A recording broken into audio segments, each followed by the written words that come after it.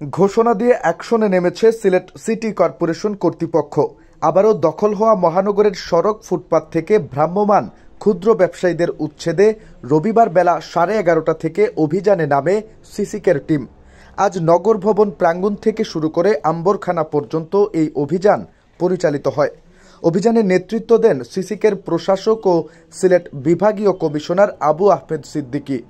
প্রথম দিন শুধু হকারদের সরিয়ে সতর্ক করে দেওয়া হয়েছে। পরবর্তীতে তারা সড়ক বা ফুটপাতে বসলে শাস্তির আওতায় নিয়ে আসা হবে।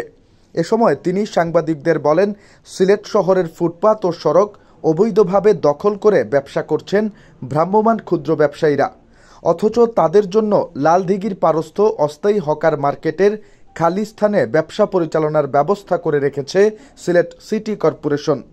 সড়ক ও ফুটপাত দখল করে অবৈধভাবে ব্যবসা প্রতিষ্ঠান গড়ে তোলায় নগর জুড়ে তীব্র যানজট ও জনদুর্ভোগের সৃষ্টি হচ্ছে। তাই জনস্বার্থে ফুটপাত ও সড়ক অবৈধ দখলমুক্ত করতে কয়েকদিন ধরে নগরীতে মাইকিং করা হয়েছে। সড়ক ও ফুটপাত থেকে ভ্রাম্যমাণ ব্যবসা প্রতিষ্ঠান সরিয়ে নেওয়ার জন্য সতর্ক করতে আজ আমরা অভিযান পরিচালনা করেছি। এই সিলেটকে সুন্দর করতে ও যানবাহন চলাচল স্বাভাবিক রাখতে আমরা ফুটপাতের ব্যবসায়ীদের নির্ধারিত স্থানে সরে যাওয়ার অনুরোধ জানাচ্ছি। তারপরও কেউ অবৈধভাবে ফুটপাত ও সড়ক দখল করে জনসাধারণের চলাচলে বিঘ্ন ঘটালে পরবর্তী পদক্ষেপ নেওয়া হবে।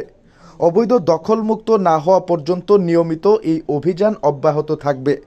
অভিযানকালে উপস্থিত ছিলেন সিসিকের প্রধান নির্বাহী কর্মকর্তা মোহাম্মদ ইফতেখার আহমেদ চৌধুরী, সিসিকের প্রধান রাজস্ব কর্মকর্তা মোহাম্মদ মতিউর রহমান খান, প্রধান সম্পত্তি কর্মকর্তা বিশ্বজিৎ দেব, এক্সিকিউটিভ ম্যাজিস্ট্রেট ফারিয়া সুলতানা, প্রধান বর্জ্য ব্যবস্থাপনা কর্মকর্তা লে কর্নেল মোহাম্মদ একলিম আবেদিন, জনসংযোগ কর্মকর্তা নেহার রঞ্জন পুরকায়স্থ, শান্তনু দত্ত সন্তু, আব্দুল মুহিত জাবেদ, এবিএম জিল্লুর রহমান, আব্দুর রকিব তুহিন, মোহাম্মদ ফজলে রাব্বি চৌধুরী, হুমায়ুন কবির সুহিন, নাজমুল হোসেন, মোহাম্মদ জয়নাল আবেদিন, মোহাম্মদ রিয়াজ মিয়া, আলতাফ হোসেন সুমন ও মতিউর রহমান এবং সংরক্ষিত ওয়ার্ড কাউন্সিলর মোছার রুহেনা খানম মুক্তা, শাহানা বেগম শানু, কাউন্সিলর নার্গিস সুলতানা ও বাবলি আক্তার।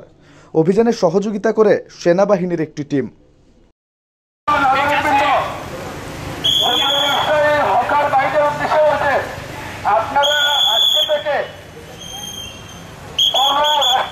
কোনো ফুটপাতে আপনারা দোকান নিয়ে বসবেন না।